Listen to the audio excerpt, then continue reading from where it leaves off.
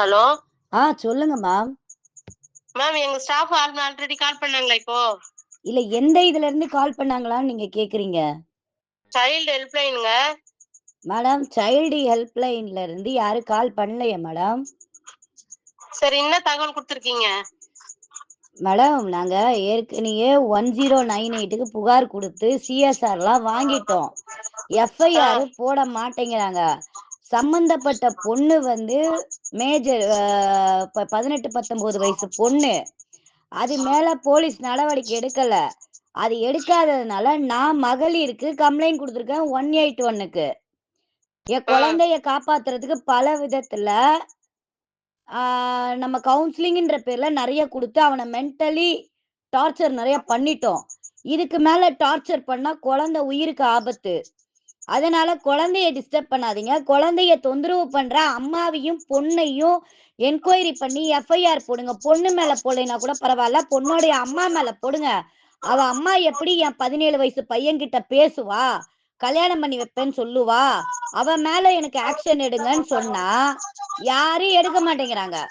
அதனாலதான் 181க்கு கால் பண்ணோம்.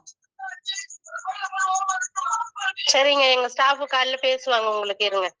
இப்ப நீங்க பேசுறவங்க யாருன்னு தெரிஞ்சுக்கலாமா மேம்? நாங்க வந்து சைல்டு ஹெல்ப்லைன் தாங்க, 1098 தான் நாங்க. இல்ல இப்போ நான் உங்களுக்கு கால் பண்ணவே இல்லையே. இப்ப நான் எமர்ஜென்சி கால் பண்ணது 181. 181க்கு பண்ணா சைல்டு வந்து எங்களுக்கு தான் கொடுப்பாங்க.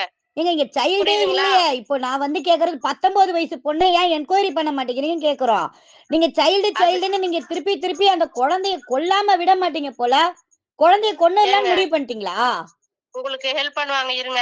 ஏங்க நீங்க என்ன ஹெல்ப் பண்றீங்கன்னு நான் பாக்குறேனே. குழந்தைய கொல்றதுக்காக தான் நீங்க கவுன்சிலிங்ன்ற பேர்ல டார்ச்சர் பண்றீங்க. குழந்தைய டார்ச்சர் பண்றவங்க கிட்ட மேல நீங்க ஏன் நடவடிக்கை எடுக்க மாட்டேங்கிறீங்க? யாரு எடுக்கல? யாரு எடுத்தீங்க? யாரு எடுத்தா?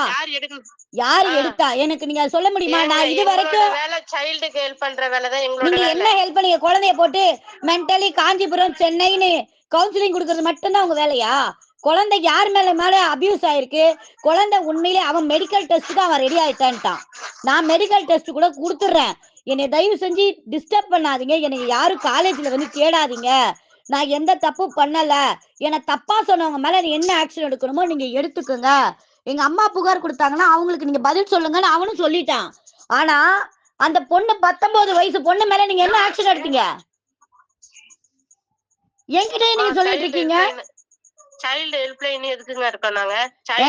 நீங்க குழந்தைக்கு மட்டும் தான் பண்ணுவீங்கன்றீங்க. இல்லங்க. ஏங்க அவங்க நடவடிக்கை பேசுவாங்க. என்கிட்ட பேசாதீங்க, இருங்க. நான் உங்ககிட்ட இப்ப நான் வர போறது இல்ல. எங்க ஸ்டாஃப் கால்ல வருவாங்க.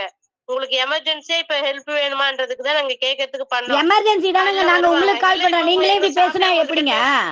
ஆல்ரெடி கவுன்சிலிங் கொடுத்தாங்கல்ல, அந்த ஸ்டாஃபே உங்ககிட்ட பேசுவாங்க, வைங்க. அப்படியா? சரிங்க, நான் அப்படியே உங்க ஆடியோ ரெக்கார்டை நான் அப்படியே உங்க அனுப்புறேன்.